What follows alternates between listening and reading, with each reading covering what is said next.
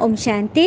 आज प्यारे मीठे भगवान की मीठी मुरली मंथन की डेट है 11 सितंबर 2020।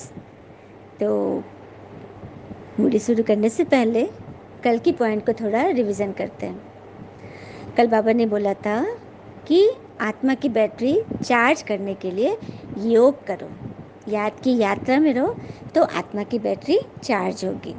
अब जैसे हम मोबाइल को चार्ज करना है तो हम पावर पॉइंट से लगाते हैं ना, कनेक्ट करते हैं ना। तो यहाँ पावर हाउस कौन है? आत्मा का परमात्मा। उनके याद से कनेक्शन रखना है, उनके श्रीमत से कनेक्शन रहना, जिससे हमारी आत्मा की बैटरी चार्ज होगी। और कोई एक बैटरी चार्ज होगी तो वो अनेकों को चार्ज करेगा, है ना। और फिर बाबा ने बोला कि सच की नैया को तूफान क्यों लगते हैं? तुम सच पे हो तो तुम्हें तूफान ज़्यादा क्यों लगते हैं? कारण यही है कि आजकल आर्टिफिशियल बातें बहुत हो गई हैं, नकली चीज़ों का बोलबाला है, तो उसमें सच छुप जा रहा है। सच को पहचानने के लिए एक सच्ची परख होनी चाहिए, और वो परख हमें इस ज्ञान श्रीमत से मिल रही है कि कौन सच है, कौन झूठा है। हाँ, क्योंकि यहाँ तो स्वयं साक्षात सत्यम शिवम सुंदरम आए हुए हैं। सत्य किसे कहते हैं? जो सदा सत्य है, जो कभी मिटता नहीं, जो कभी जन्म मृत्यु में नहीं आते, वही सत्य है। और जो सत्य है वही सुंदर है। शिवम शिवम अर्थात कल्याणकारी। जो सत्य है वही कल्याणकारी है, और जो सत्य और कल्याणकारी है वो ही सुंदर है, अर्थात परमात्मा शिव। फिर बाबा ने बोला प्रवृत्ति में रहते मैं और मेरेपन का त्याग करो। और अभिमान की पहचान कैसे होगी? यदि हम अपमान की फीलिंग में आ रहे हैं, छोटी सी बात में भी हमें अपमान की फीलिंग हो रही है, हम हर्ट में आ रहे हैं, हम दुखी हो रहे हैं, तो समझ लेना है कि हमारे अंदर अभी भी अभिमान शेष है, तो उसे हमें हटाते जाना है ना। आज बाबा ने बोला यह ड्रामा का खेल एक्यूरेट चल रहा है। जिसका जो पार्ट जिस घड़ी होना चाहिए वही रिपीट हो रहा है। यह बात यथार्थ रीति समझना है। मतलब बाबा कह रहे कि ये ड्रामा का खेल एक्यूरेट चल रहा है, और खेल वही खेल सकते हैं जिनके अंदर स्पोर्टमैन स्पिरिट, मतलब खेल की भावना होनी चाहिए, निस्वार्थपने से। हाँ, अब देखो खेल में तो एक हारेगा एक जीतेगा, ये तो होना ही है, ये तो तय है, तो फिर फंसना क्यों? हाँ, अगर हमारी हार हो रही है तो हम उसमें एनालिसिस करेंगे कि क्यों मेरी हार हुई। अब अगली बार से हम उस पर वर्क करेंगे और अच्छा प्रदर्शन करेंगे, लेकिन फंसेंगे नहीं, रूठेंगे नहीं, गुस्सा नहीं करेंगे, चिढ़ेंगे नहीं, यहाँ तक कि हम खेल बंद नहीं, कई आत्मा तो खेल बंद भी कर देंगी कि नहीं मैं तो हमेशा हारती हूँ, है ना। तो खेल को खेल की भावना से देखो। जिस तरह से ये ड्रामा का तो खेल ही चल रहा है ना, ये ड्रामा का भी तो खेल ही है। हर एक आत्मा अपना अपना पार्ट प्ले कर रहे हैं, मनोरंजन के रूप में देखो ना इसको। किसी ने कुछ बोला, टेढ़ा बोला, ग्लानि की, हाँ व्यर्थ बोला, परिस्थितियाँ आई, ये सब ड्रामा के खेल है जो घड़ी घड़ी रिपीट हो रही है। तो इन सब बातों को यथार्थ रीति समझो। जो यथार्थ रीति समझेंगे, सही रीति समझेंगे, वही बच्चे आगे निकलेंगे, और जो खुद आगे निकलेंगे वही तो औरों को भी आगे बढ़ाएंगे, है ना। नहीं तो क्या होगा? हम पुरानी सोच के ढर्रे में फंसे रहेंगे। एक बार की बात है, एक व्यक्ति के घर में बच्चा हुआ, 4-5 बच्चे थे, अच्छे थोड़े थोड़े बड़े हुए बच्चे, और वो लोग माँ बाप की बहुत बात सुनते थे, मतलब हर एक बात सुनते थे, बहुत अच्छे थे एकदम। माता पिता का बात सुनना, जो बोलते थे करते थे। तो उनके घर में जो भी गेस्ट आते थे, बच्चे को देख के बड़ाई करते थे ना कि आपके बच्चे तो बहुत अच्छे, बहुत लायक है, बहुत आप लोग की सेवा करते, मैं देख रहा हूँ जो आप बोलते करते। तो वो कहते थे हमेशा वो व्यक्ति कि हाँ बच्चे तो होते ही सेवा करने के लिए। तो लोग ही सुना, हाँ ठीक है बोल के चले जाते थे। और इस तरह से धीरे धीरे और बच्चे बड़े हुए, नौकरी हुई, हाँ माता पिता की और सेवा करने लगी, फिर शादियाँ हुई, बहुएं भी आ गई एकदम सेवा करने वाली। तो फिर सब लोग आते थे, यही कहते थे कि अरे वाह आपका परिवार तो बहुत अच्छा है, बहुएं भी बहुत लायक है, खूब सेवा करती। फिर इसके मन से यही निकलता था, मन से क्या मुख से भी बोलते बोलते थे, हमेशा इनके मन में यही रहता था कि हाँ बेटे बहुएं तो होते ही सेवा के लिए, हाँ देखभाल के लिए। अब मुझे क्या चिंता, सब भगवान की देन है, सब सेवा कर रहे हैं। लेकिन उनकी पत्नी वो इनके विपरीत बोलती थी। वो कहती थी कि मुझे सेवा लेने की ज़रूरत नहीं है, मैं तो किसी से मतलब मुझे ज़रूरत ही नहीं पड़े किसी से कुछ भी मांगने की। कुछ साल हुए, थोड़ा उन लोग बुजुर्ग हुए और पत्नी एक दिन चल बसी। लेकिन गई कैसे? बिल्कुल सही सलामत, किसी की सेवा नहीं ली, क्योंकि उसने मन में अपने डाले हुए था और उसी रीति से वो रवाना हो गई। और इधर वो बुजुर्ग धीरे धीरे थोड़े बीमार हो गए। और बीमारी में तो बच्चों ने खूब सेवा की, अच्छी देखभाल हो रही है। उसमें भी व्यक्ति लोग आते थे तो अरे वाह, बच्चा तो आपका बीमारी सेवा कर रहे हैं, तो उनके मुँह से यही निकलता था कि हाँ, बच्चे तो होते ही सेवा करने के लिए, मैं बहुत भाग्यशाली हूँ, सभी बहुत अच्छे सेवा करते हैं। धीरे धीरे उसकी बीमारी एकदम गहराती चली गई, बहुत ज़्यादा बीमार हो गया। और डॉक्टर्स ने भी बोला कि दवा हुआ सब पड़ा है, लेकिन बीमारी ठीक ही नहीं हो रही है। तो उनका एक बेटा थोड़ा बुद्धिमान था। एक दिन वो पिताजी के पास बैठा हुआ था, सोच रहा था कि पिताजी क्यों इतना बीमार है। तो उसने पिताजी को बोला कि पिताजी जानते हैं, मुझे एक बात लग रही है, शायद आप मानो इस बात को। आप जो हमेशा बोलते हो ना कि बच्चे सेवा करने के लिए होते हैं, मेरी खूब सेवा हो रही, मैं बहुत भाग्यशाली हूँ, तो एक बात बताइए, सेवा किसकी होती है? सेवा सेवा की ज़रूरत किसको पड़ती है? कुछ बोला नहीं, बोल नहीं पाया। तो बच्चे ने बोला जो बीमार होता है उसकी सेवा की जाती है ना। तो आप तो शुरू से ही यही बोलते आए सब कि बच्चे सेवा के लिए होते हैं, सेवा के लिए। तो लीजिए, आप बीमार होंगे तब तो सही रीति सेवा होगी। तब उसका दिमाग ठंगा कि हाँ, मेरी पत्नी तो कभी ऐसा नहीं बोलती थी, और देखो वो अच्छे से गई, किसी की सेवा नहीं ली। और मैं हमेशा बोलता था बच्चे होते हैं देखभाल के लिए, बच्चे होते हैं सेवा के लिए, तो आखिर वो पेपर आएगा तब तो वो लोग सही रीति सेवा करेंगे। और मैंने सोच सोच के अपने जीवन में ये बीमारी पाल लिया। तो बेटा ने बोला कि हाँ पिताजी, अब आप सही समझे, अब से आपको ये बात बिल्कुल अपने मन से निकाल देनी है। मुश्किल होगी लेकिन सॉरी, असंभव नहीं है पिताजी। उसने बहुत अच्छे से पिताजी को समझाया।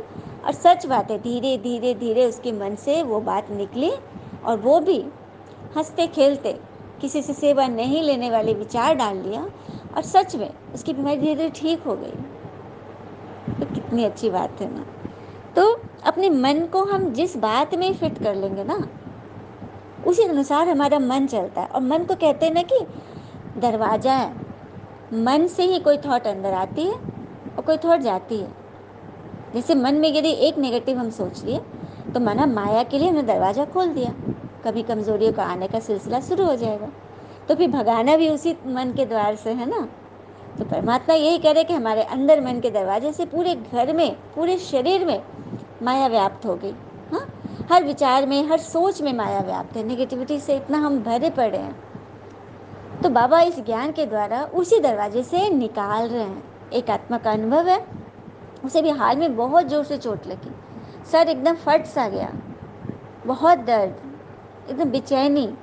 लेकिन उसने ठान लिया है कि वो मन से बिल्कुल स्ट्रांग रहेगी, मन को बीमार नहीं होने, क्योंकि मन को चोट थोड़ी ना लगती, मन तो सूक्ष्म चीज़ है, चोट शरीर को लगा है। मन यदि पावरफुल रहेगा तो बहुत जल्दी उसकी हीलिंग हो जाएगी। और देखिएगा, ये आत्मा बहुत जल्दी अपना अनुभव हम सबसे शेयर करेगी, और मैं मंथन में डालूंगी कि वो आत्मा बिल्कुल ठीक हो गई है ना। तो ये है चमत्कार, बाबा ये हमसे करा रहे हैं। प्रश्न है, तुम बच्चों का प्रभाव कब निकलेगा? अभी तक किस शक्ति की कमी है? उत्तर, जब योग में मजबूत होंगे तब प्रभाव निकलेगा, अभी वह जौहर नहीं है। याद से ही शक्ति मिलती है। ज्ञान तलवार में याद का जौहर चाहिए जो अभी कम है। अगर अपने को आत्म समझ मुझे याद करते रहो तो बेड़ा पार हो जाएगा। यह सेकंड की ही बात है। देखा, बाबा ने आंसर बता दिया ना कि बच्चों का प्रभाव कब निकलेगा, कब बच्चे प्रत्यक्ष होंगे, किस चीज़ की कमी है? तो योग की कमी है, योग में मजबूती नहीं है, वाणी में जौहर नहीं है, शक्ति नहीं है, ज्ञान तलवार में धार नहीं है। हाँ, तो इन सब की हमें चेकिंग करनी है। बाबा ने कह दिया ना, बेड़ा पार खुद का भी करना है और औरों को भी ले जाना है। क्या हम सिर्फ सुखधाम में जाएंगे? हम प्रकृति के हलचल से सिर्फ हम बचेंगे, अपने अपनों को नहीं बचाएंगे, अपने परिवार को नहीं, अपने समाज को नहीं। हाँ, तो स्वार्थी हो गया ना? नहीं। इसलिए भगवान कह रहे हैं कि मुझे याद करो तो बेड़ा पार हो, और मुझे याद करना ही तो सेकंड की बात है। सेकंड की बात है, कोई इससे परेशानी नहीं है। और याद तो सबको पता है, याद किसी को भी हम कर लेते हैं। अब बच्चे बाहर है, घर की याद आ रही है, मम्मी याद आ रही है, पापा याद आ रहे हैं, एक सेकंड में मम्मा ने सोचा, मम्मा के बारे में सोचा और मम्मा का चेहरा आ गया सामने। कितना इजी है। तो बस उसी तरह से हमें परमात्मा को याद करना। एक सेकंड में दिल ने कहा बाबा, और बाबा हाजिर।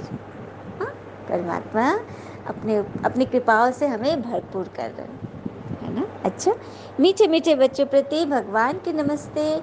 हम बच्चों की भी प्यारे शिव पिता को नमस्ते। और बाबा दिल से सभी आत्माओं की तरफ से आपको very very very good morning.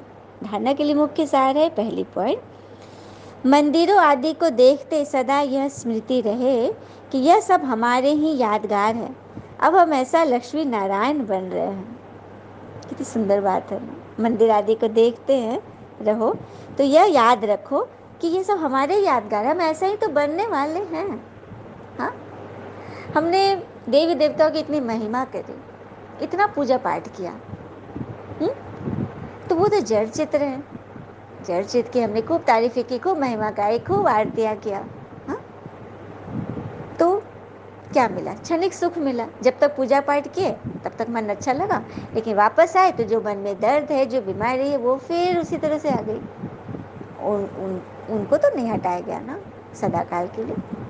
तो क्या करने से ये हट जाएगा?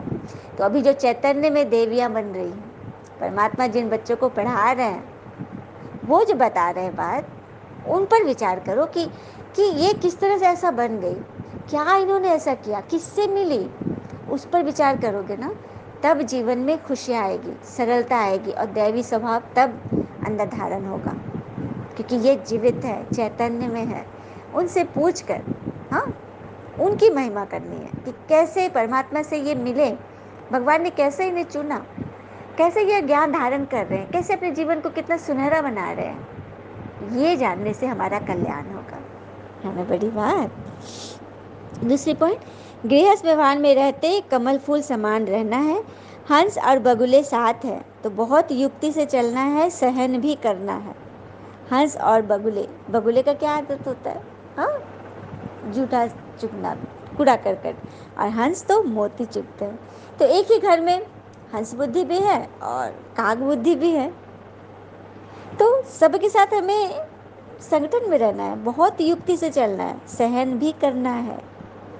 हाँ, सहन करने में बहुत ताकत लगती है, और खुशी खुशी सहन करने में तो और ही शक्ति की आवश्यकता है। हाँ, किसी से लड़ लेना, दो का चार सुना देना में कोई मेहनत नहीं है, बहुत ईजी है, छोटा बच्चा भी कर लेगा। लेकिन कोई बुरा बोल रहा है, व्यर्थ बोल रहा है, ग्लानि कर रहा है, उस वक्त आप चुप रह के दिखाओ, और खुशी खुशी वाह बाबा वाह ड्रामा कह के दिखाओ, उसमें मेहनत है। हाँ? इस सहन शक्ति को बाबा चाह रहे हैं, और यही जो सहन करता है वही तो शहंशाह बनता है। वरदान दिया बाबा ने।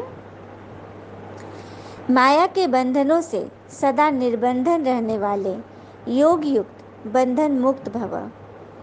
माया के बंधनों से सदा निर्बंधन रहने वाले योग युक्त बंधन मुक्त भव। अब माया के बंधन क्या है? हमारे मन का बंधन। चलिए छोटा सा योग का प्रैक्टिस करते हैं। आराम से बैठिए, श्वासों पर ध्यान केंद्रित, सहज प्रक्रिया से श्वासें हमारी चल रही हैं। ये कंसंट्रेशन की विधि है, हमें माइंड को कंसंट्रेट करना है, तो किसी एक बिंदु पर उसको एकाग्र करें। तो श्वासों पर, श्वास अंदर जा रही है, बाहर निकल रही है। इसके बाद हम दोनों भावों के बीच अपनी आत्मा को देखने का प्रयास करें। मेरी आत्मा भृकुटी सिंहासन पर विराजमान, आत्मा राजा है, इस शरीर की मालिक। आत्मा के बारे में है ना कि आत्मा चार्जर है, शरीर बैटरी है। आत्मा मालिक है, शरीर उसका सेवक। आत्मा काजल है, शरीर उसकी आंखें।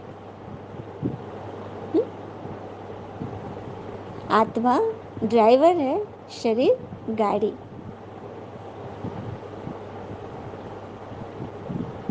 इस तरह से हम आत्मा को प्रेज करें, उसकी बड़ाई करें कि आत्मा तुम हो, तभी तो मेरा अस्तित्व है।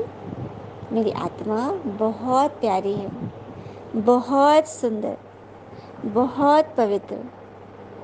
मैं आत्मा माया के बंधनों से सदा निर्बंधन रहने वाली हूँ। कोई भी आत्मा के बोल, संकल्प, कर्म मुझे फंसा नहीं सकते।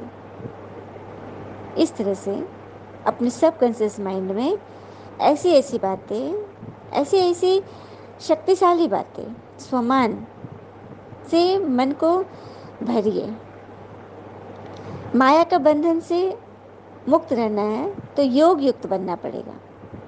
मन का भी बंधन न हो। लौकिक जिम्मेवारी तो खेल है, इसीलिए डायरेक्शन प्रमाण खेल की रीति से हंसकर खेलो तो कभी छोटी बड़ी बातों में थकेंगे नहीं, फंसेंगे नहीं। आगे बात समझ में? हंसकर खेलना है, जीवन एक खेल है। अगर बंधन समझते हो तो तंग होते हो, क्या क्यों का प्रश्न उठता है। लेकिन जिम्मेवार पिता है तो आप भी तो निमित्त हो। इस स्मृति से बंधन मुक्त बनो तो योग युक्त बन जाएंगे। अब पिता ने हमें समझाया, पिता हमें समझा रहे हैं, हमें चला रहे हैं, तो हमें निमित्त बना रहे हैं, हमें टीचर बना रहे हैं, तो उसका फ़ायदा हमें लेना है ना। हाँ, जिस चीज़ की हमें बाबा सैलरी दे रहे हैं, भगवान कौन सी सैलरी देते हैं? प्रेम, सुख, शांति, आनंद, शक्ति, ज्ञान, पवित्रता, दुआओं की सैलरी मिल रही है यहाँ, जो कि जन्म जन्म चलेगी। तो भगवान हमें निमित्त बना रहे हैं, तो हमें भी तो औरों को बनाना है ना। ईश्वरीय याद से सदा बंधन मुक्त बनो तो योग युक्त हो जाएंगे। बंधन रहेगा तो हम योग युक्त नहीं रह पाएंगे, योग कर ही नहीं पाएंगे, क्योंकि बंधन हमें खींचेगा। तो उससे हमें मुक्त रहना है। स्लोगन: करण करावन हार की स्मृति से भान और अभिमान को समाप्त करो। करण करावन हार की स्मृति, कराने वाला, करवाने वाला भगवान है। एक भगवान के बारे में बहुत सुंदर एक पोस्ट आया था कि हमारे उंगली के जो चक्र बने हैं ना, चक्र हर एक की उंगली, और हर एक नहीं, अपनी ही 10 उंगली के चक्र अलग है, और विश्व की सभी आत्माओं के चक्र अलग है। किसी के फिंगरप्रिंट्स नहीं मिलते, और हाथ में कुछ जल जाता है, कुछ किसी तरह से कट जाता है, नुकसान हो जाता है, फिर जब हीलिंग होती है ना, फिर वापस वही चक्र वहाँ पे फिर से फिट हो जाते हैं, बन जाते हैं। ये कितना बड़ा साइंस है बाबा का। हाँ, इसके बारे में तो मनुष्य सोच ही नहीं सकता, उतनी दूर पहुँच ही नहीं सकता जहाँ भगवान पहुँचे हुए हैं। तो भगवान हमें वहाँ पहुँचाने के लिए आए हैं, तो सबको चलना है ना। हाँ, तो करावन हार की स्मृति से कि सब कुछ भगवान का है, भगवान ही करा रहे हैं, हम तो बस निमित्त चल रहे हैं। इस भान से अभिमान समाप्त हो जाएगा। किसी भी हर्ट की फीलिंग से हम ऊपर उठ जाएंगे। किसी ने कुछ बोला, हम फौरन से बाबा को शेयर कर दो। प्रॉब्लम्स आई, शरीर के रोग शोक हैं, हाँ, कहते हैं ना कोरोना वॉरियर्स, जो ड्यूटी पे जा रहे हैं वो कोरोना वॉरियर्स हैं, और जो कोरोना से पीड़ित हो जाते हैं वो कोरोना पीड़ित हो गए। हाँ, लेकिन फिर जब उससे जीत जाते हैं तो कोरोना विजयी भी तो कहलाते हैं। हाँ, तो सबको विजयी बनना है, हर परिस्थिति में हमें बिल्कुल एकदम विजयी बनना है, और बनाना भी है। सबके मन को हर्षित करना है, सबके मन से वो नेगेटिव सोच निकाल देना है, पॉजिटिव थॉट में रहेंगे और रखेंगे। यही प्रण हमें लेना है, यही व्रत हमें करना है ना। अच्छा, ओम शांति। शुक्र मीठे बाबा, वो बाबा के प्यारे प्यारे बच्चे। थैंक यू बाबा, ऑल इज़ वेल ऑलवेज। ओम शांति।